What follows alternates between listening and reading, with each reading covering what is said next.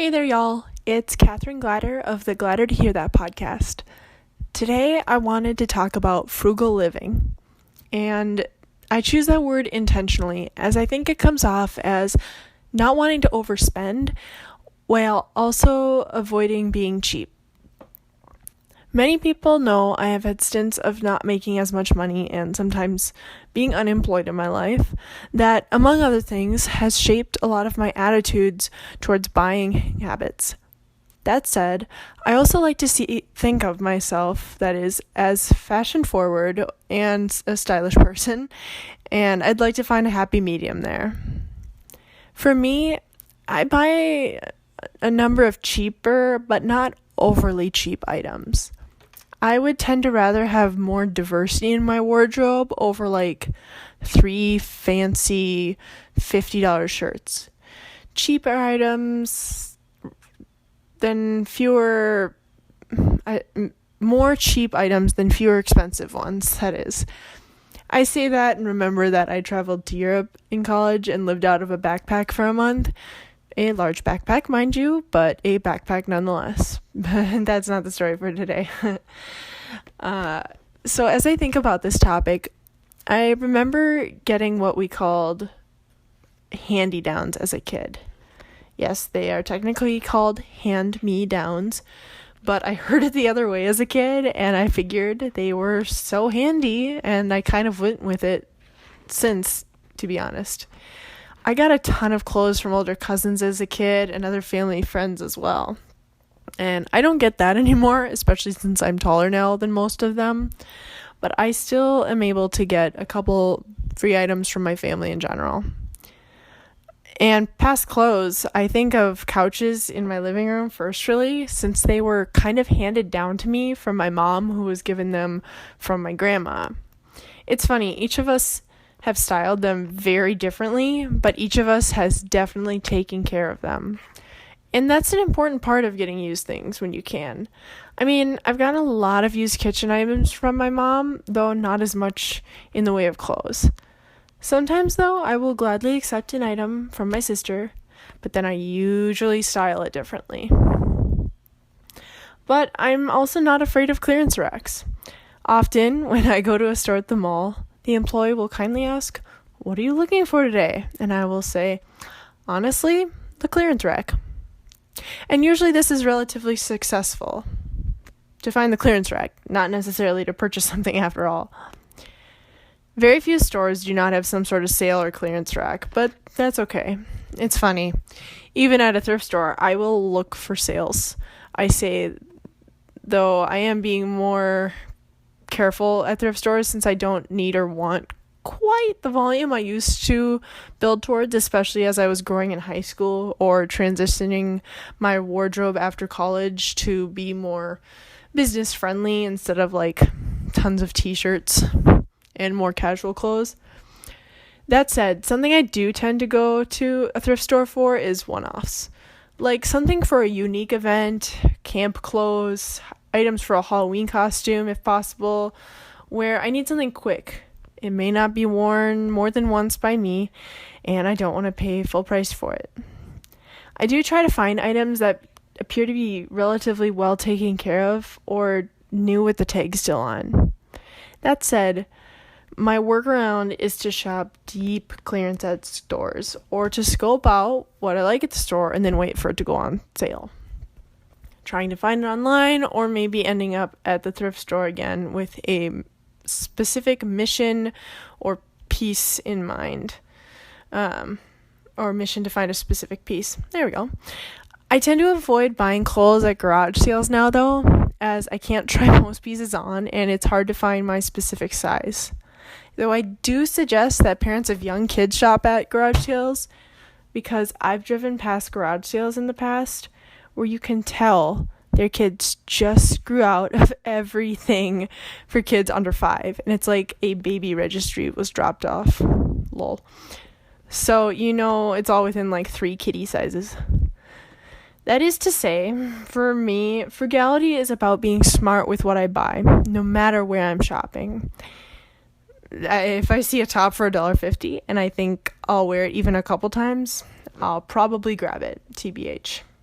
because I figure it'll pay for itself if I wear it that much. And if I like it more over time, all the better. I mean, if I find something at a thrift store, most times someone else has previously enjoyed wearing it.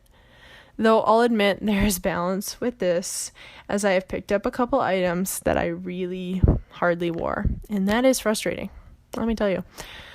Because sometimes I'll purchase the item, because I know the sale is ending, or I know there's such a slim chance the piece will be there the next day. And the same goes for clearance rack.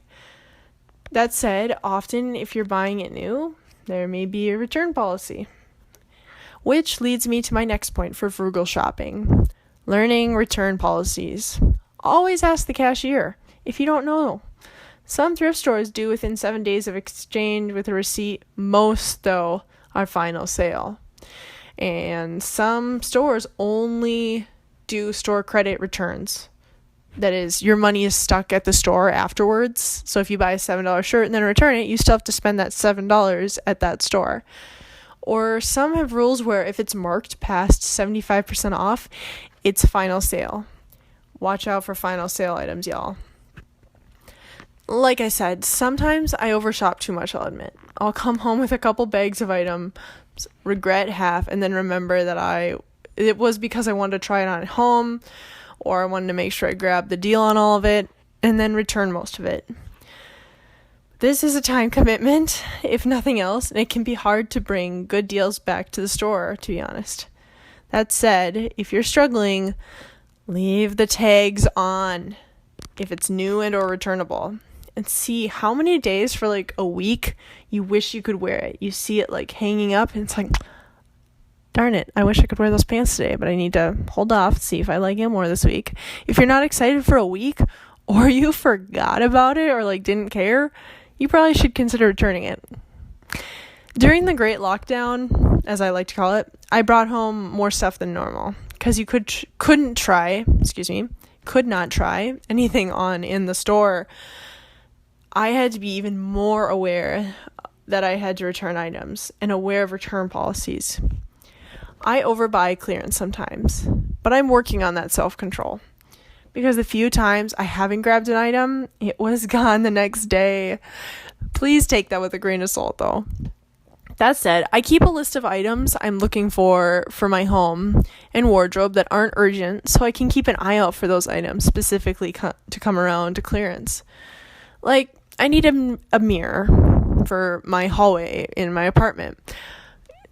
I didn't need to go online right that second, but especially since I like antiques, again, another story for another day, I wanted to be aware to look out for something I liked at thrift store or to put it on my family members' radar in case they were getting rid of one. That way, I can look out for one. And then I saw one on clearance at Target. I thought, no, I'll try it this time. I'll wait. There's like 20 of them stacked on that clearance shelf. They'll be there tomorrow. I'll sleep on it. Joke's on me. They were not there the next day. I even went around to multiple locations and they didn't have it. But this is not a sad ending. No. Half a month later, my mom texts my sister and I about a neighbor's mirror that they were getting rid of. And I thought, holy cats. That description she's giving me is even better than what I saw on clearance for my style. And this one's free to me. So that is waiting to be hung up right now. Thankfully. So I got a beautiful old-fashioned mirror. Didn't have to spend any more time on it outside of finding a hook to hang it on because I waited it out. And admittedly, I could have returned the one from Target down the road, but there's balance.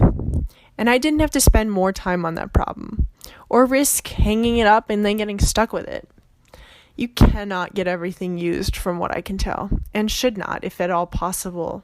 There's just some things you shouldn't, in my opinion. But if you can get something new with the tags on at the thrift store, I don't actually know if you call that quote-unquote new or quote-unquote used at that point. I think it requires an explanation every time, and that's okay. Then, golly, you're probably best off with stuff new in the tags at the thrift store. Because why not, as far as I can tell. I think my favorite thrift store find to date was actually recent. Okay, that's half true. Back in, mid-college, I got $95 shoes for $5. Oh, but recently, I did get that again with a completely different pair of shoes. I'm also good at shopping Black Friday, to be honest. Last fall, I got my 40-inch, just to say it wasn't like monitor for a computer size, for like $88 because I wanted a larger one for my living room. Oh, it was my computer monitor. That was the good find. Yes. My monitor does actually cut out a bit because it's used, but it's like an $120 monitor that I paid $15 for at the thrift store. Yeah, that was a memorable one. Again, the TV in my living room was new, on the other hand, but I waited to buy a new TV at a discount, one that I wouldn't need any more equipment like a TV stick for. I feel like there was another one. I mean, I got the shirt I mentioned before for like $1.50 that would have been at least $10 in store. I've gotten actually a number of super low ticket items recently that are making like clearance racks feel overpriced. But there is so much balance. I know I overuse that word, but it's so true. Just being aware of your budget, and I know including myself on certain occasions, may avoid stores if there's too much temptation to overspend in general. Or buy stuff that's new, that's full priced at the front. My workaround is like cringing enough at the price tag where I can't see the money leaving my wallet for the item. Or you see and you're like, actually, I can wait and see if I'm still interested when it does go on sale or clearance. Like, is this a fad? Am I just like seeing this perfectly styled in the store or a picture of someone wearing it at the front or something? I learned this first with movies, I think, actually. Growing up, going to the theater was a treat for me. It was my family's tradition to go on at New Year's Eve for a while, 4th of July afternoons each year when we didn't have AC, and maybe a couple other times a year if we were all really interested in a fun new film. And now I don't have much of a desire to see a movie in theater, especially since it hasn't been an option during the great lockdown, quote unquote. And so many movies are available to stream almost immediately. That said, I do think it is fun to go sometimes, though, even by yourself. And I actually did that a couple of years ago. I went to see Avengers Endgame by myself mid-afternoon when I knew it wouldn't be busy, so I could look up the characters I didn't know, like Ant-Man, I hadn't seen that movie yet, as well during the movie, since, like, I wanted to see Endgame, but I just want to be able to look things up because I get more out of a movie that way and I'm not confused and sitting there frustrated. And I didn't want to bug anyone else with the questions or my lit up tablet. Most movies, though, I wait for the DVD to come out, but I usually don't even buy movies. I still rent them, or I watch my tapes, my old tapes. And by tapes, I mean VHS tapes I put in my VCR. It's great. Another thing I try to strike a balance with is housing. I don't have a luxury apartment. It was built in the 60s or 70s, but I try to live in places that have been relatively well taken care of. And admittedly, my home now is a bit remodeled from its original state.